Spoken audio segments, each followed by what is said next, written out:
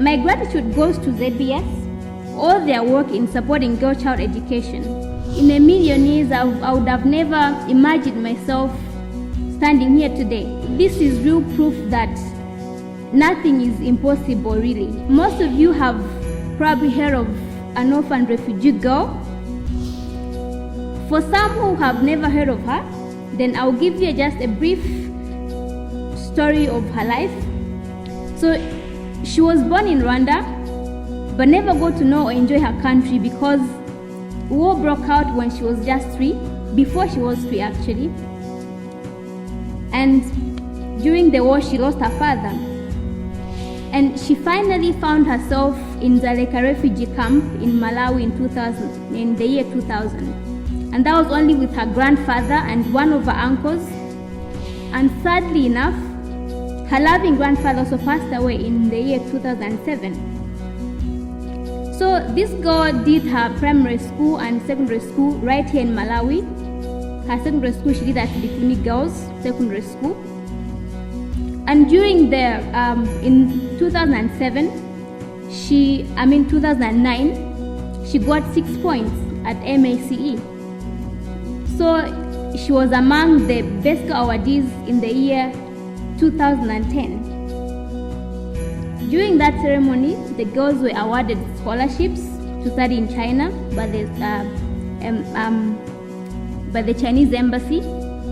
But thank God for Zodiak broadcasting session and the whole of Malawi really, and they fought for her, and she was able to go to study medicine in China with the rest in 2010. Now she just graduated medical school last year in July, and she's now practicing medicine at Queen Elizabeth Central Hospital. Now this girl is standing here right in front of you.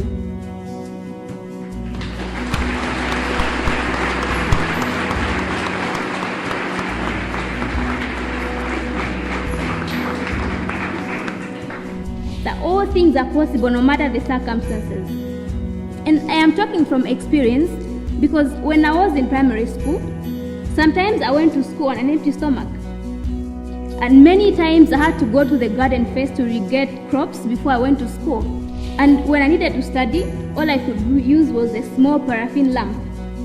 Now you can imagine in the morning what the color was coming from your nose. It was bad. I had to push through all that, persevered, because I realized that I have a purpose in life. And challenges didn't really end. In China, I started first 1 year of language and then did medical school in Chinese language, which is very hard on its own. Now imagine doing medicine in Chinese. We go through a lot of things in life. I believe strength to persevere comes when you actually get to realize that you have a purpose in life, and we all have one. We just need to find it. In most of our societies, girls are raised to be wives, and it really saddens me when we see 13-year-olds, 14-year-olds, 16-year-olds in labor ward. It's very, very sad. And really this needs to change, this needs to end. Educating a girl is actually educating a whole family, then a whole nation, then a whole world. Women have more compassion, women have mercy, and I've realized that women, their love goes an extra mile. So you see why we need to educate girls, because it is for the better of our world.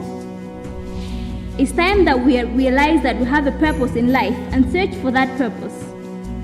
It's time for us to rise up. I believe most of you know the Esther of the Bible, and it's time that we realize that we are the Esthers of today. Let us work as hard as we can and never give up. But most importantly, let us hold on to God, because with God there is always hope and there is always a plan.